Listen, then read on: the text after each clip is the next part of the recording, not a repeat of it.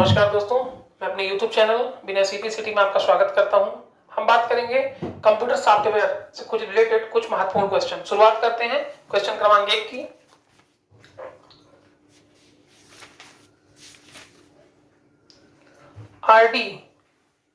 RD एक command है जिसका मुख्य उद्देश्य क्या होता है। तो आप सभी को पता है, किसी भी डायरेक्टरी को हटाने के लिए आरडी एक ऐसा कमांड होता है जिसके माध्यम से किसी भी कमांड में डायरेक्टरी को हटाया जाता है। दूसरा dir, इस कमांड की सहायता से आप किसी डायरेक्टरी में शामिल फाइल एवं उप डायरेक्टरी को सूची देखने के लिए, अर्थात आपकी जो डायरेक्टरी होती है उस डायरेक्टरी में आपने कितनी इंफॉर्मेशन, कितने प्रोग्राम इंक्लूड किए हैं, कितनी इंफॉर्मेशन इंक्लूड की हैं, उनकी सूची एक साथ देखने के लिए उपयोग करते हैं। इसी में एक महत्वपूर्ण है सॉर्ट, SORT।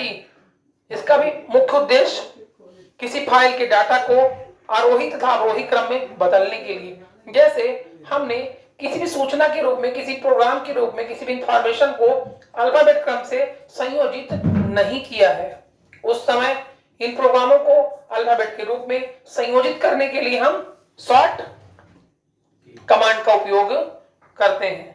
एक अगला है मूव।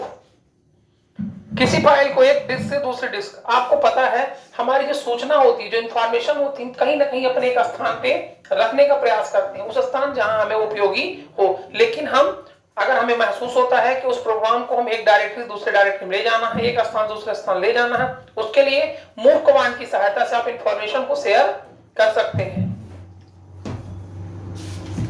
शुरुआत करते हैं क्वेश्चन की। पहला क्वेश्चन इसमें है, लाइनक्स ऑपरेटिंग सिस्टम कितने बिट वाला सिस्टम है? लाइनक्स ऑपरेटिंग सिस्टम कितने बिट वाला सिस्टम कहलाता है?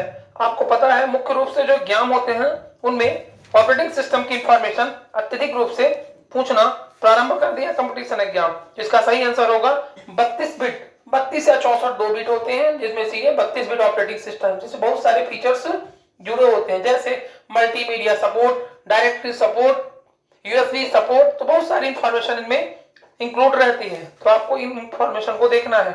अगला, एक डिस्क की मुख्य डायरेक्टरी को खालिस्तान डायरेक्टरी कहते हैं। अगर कोई एक डायरेक्टरी है, उसकी जो मुख्य डायरेक्टरी कहलाएगी वो किस नाम से भी जानी जाती है?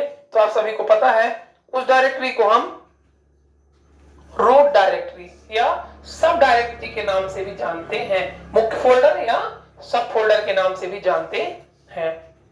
अगला क्वेश्चन, हैंडहेल्ड ऑपरेटिंग सिस्टम का प्रयोग निम्न में से कौन करता है? अगर क्वेश्चन है जिसमें 4 विकल्प हैं, हैंडहेल्ड ऑपरेटिंग सिस्टम का प्रयोग निम्न में से कौन करता है, तो जिसमें आपको विकल्प मिल रहा है super computer, personal computer, laptop, main frame या PDA। तो आपको सही आंसर इसमें टिक मारना है।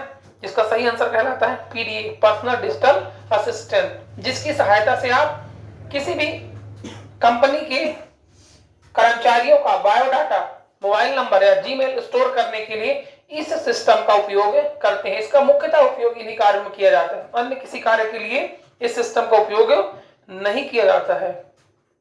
अगला और आज का लास्ट क्वेश्चन, डायरेक्टरी के अंदर की डायरेक्टरी क्या कहलाती है?